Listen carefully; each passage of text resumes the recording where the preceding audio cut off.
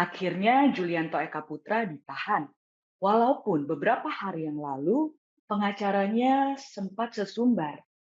Dia bilang bahwa tidak ada alasan dan hukum yang bisa memaksa penahanan JE karena pertama terdakwa kooperatif. Yang kedua, terdakwa tidak akan mengulangi perbuatannya lagi. Nah, ini dia. Poin kedua adalah poin yang menarik karena dia bilang bahwa terdakwa tidak akan mengulangi perbuatannya lagi.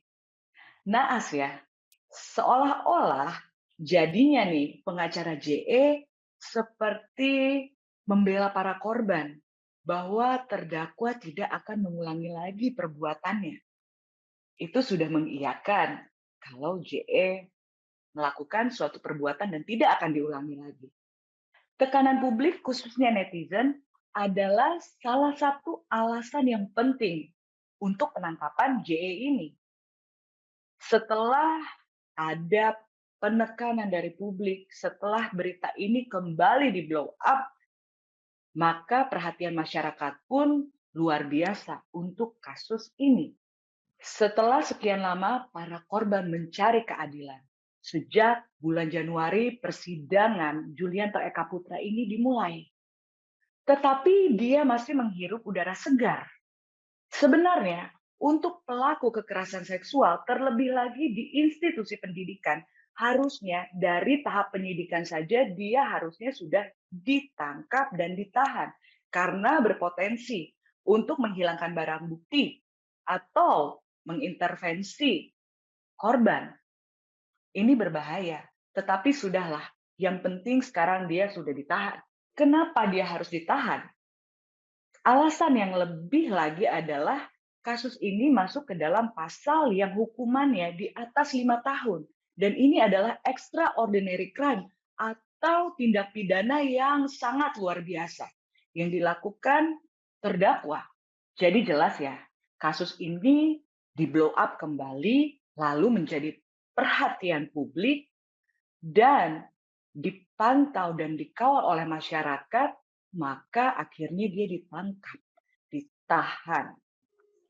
Wawancara saya dan wawancaranya Master Corbuzier yang ditonton hampir 8 juta orang membuat jutaan orang menyoroti kasus ini. Bagus sekali, karena dengan desakan publik, JE akhirnya ditangkap. Sekarang, pihak JE, terutama sekolah SPI, sedang roadshow keliling podcast, mencari dukungan. Semoga para podcaster bisa objektif dan menilai kasus ini dengan benar dan memilih narasumber dan arah berita yang benar. Karena masyarakat tidak bodoh. Ada bagusnya pihak JE melakukan roadshow supaya publik juga bisa melihat mana yang benar dan mana yang tidak. Sebenarnya mereka ini membuat masyarakat menjadi bisa melihat apa yang benar-benar terjadi. Sekarang kita pakai logika aja. Mana mungkin korban ini berbohong kalau dia dilecehkan dan menerima kekerasan seksual? Terlalu besar resiko yang akan dia tanggung ketika dia berani speak up. Harusnya kita menghargai para korban yang berani speak up karena itu membutuhkan keberanian yang luar biasa dan mempertaruhkan banyak hal. Masa depan mereka sudah hancur. Masa mereka harus berbohong? Ini tidak masuk akal, tuduhan-tuduhan seperti ini. Ancaman, intimidasi yang mereka dapatkan selama ini tidakkah cukup untuk buat mereka menjadi takut dan mundur? Tetapi mereka memilih untuk fight, mereka memilih untuk berjuang demi keadilan yang harus mereka dapatkan. Saya pikir tidak mungkin mereka bisa berbohong, karena ini terlalu serius. Dan kebiadaban yang mereka dapatkan bukan hal yang biasa. Ini adalah sesuatu yang di luar akal sehat. Mari kita buka hati nurani kita. Ini adalah kejahatan yang besar. Lagi-lagi terjadi di institusi pendidikan kita di Indonesia. Luar biasa. Ini menjadi presiden buruk untuk negara kita. Sering sekali terjadi. Dan 55% kekerasan seksual yang terjadi kepada anak adalah di ranah institusi pendidikan. Bukankah itu luar biasa? Bukankah kita ingin menaruh anak-anak kita di sekolah supaya mereka mengenyam pendidikan, mereka menjadi manusia-manusia yang lebih hebat, malah kita jadi was-was. Karena banyak sekali pelecehan dan kekerasan seksual yang terjadi di lingkungan sekolah. Ada satu hal yang mestinya dipertanyakan.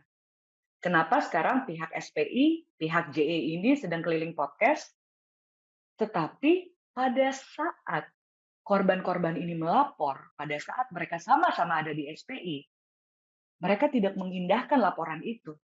Dan sekarang malah defensif melawan para korban melalui podcast-podcast. Bukankah ketika kalian menerima laporan para korban, harusnya kalian membantu mereka? Kalian yang harusnya menaungi mereka. Bukankah menutupi sebuah kejahatan itu adalah tindakan pidana? Saya rasa kalian tidak perlu terlalu defensif. Yang harus dibubarkan bukan SPI-nya, tetapi oknum-oknum di dalam SPI yang tahu bahwa ada kejahatan di dalam sekolah tetapi tidak melaporkan atau tidak melindungi para korban. Kalian yang harusnya bubar, bukan sekolahnya.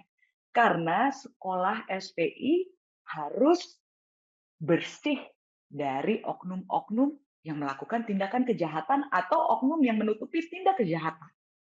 Kalian memilih untuk diam, kalian memilih untuk bungkam, dan sekarang kalian memilih untuk berbohong kepada publik dengan apa yang sebenar-benarnya terjadi. Sekali lagi, bukan SPI yang harus dibubarkan, tetapi oknum-oknum seperti kalian yang berbohong dan menutupi kejahatan yang harus dibubarkan. Mari kita fokus kepada JE saja. Apa yang telah dia perbuat. Dia harus mempertanggungjawabkannya. Siapa yang tidak geram dengan kejadian yang luar biasa ini? Kekerasan dan kekerasan seksual yang terjadi lagi dan lagi. Ibu Pertiwi sedang menangis melihat anak-anak Indonesia dilecehkan, didiskriminasi, mendapatkan kekerasan dan kekerasan seksual. Mereka yang harusnya dilindungi, mencari keadilan ke sana kemari, harus mencari keadilan dengan cara-cara yang lain dan cara yang lama. Perlu diingat bahwa para korban ini adalah anak-anak dari latar belakang keluarga yang kurang mampu. Banyak di antara mereka adalah yatim dan yatim piatu. Mereka juga banyak yang menjadi tulang punggung keluarga. Hancur masa depan mereka. Mereka harus hidup dengan trauma seumur hidup mereka. Begitu biadabnya peristiwa yang menimpa mereka. Mari kita bersama-sama mendukung dan mengawal kasus ini dan memohon kepada para majelis hakim di Pengadilan Negeri Malang supaya memberikan hukuman yang seadil-adilnya bagi para korban. Kabarnya tanggal 20 Juli ini pihak jaksa akan membacakan tuntutan kepada JE. Mari kita arahkan pandangan kita ke dalam kasus ini dan kawal terus proses pengadilan perkara Julianto Eka Putra ini. Kita menuntut bersama agar pelaku kekerasan seksual, apalagi kekerasan seksual terhadap anak, mendapatkan hukuman seberat-beratnya. Kita juga memberikan dukungan kepada Bang Aris Merdeka Sirait dan Komnas Anak yang mengawal kasus ini dari awal sampai hari ini. Dengan gigih, Bang Aris berjuang. Bang Aris, terima kasih sudah mengawal para korban dan anak-anak Indonesia. Sehat selalu, Abang. Supaya terus berjuang demi anak-anak Indonesia. Baik penonton Cokro TV, sampai jumpa lagi di Suara Karen berikutnya. Stop violence, speak up.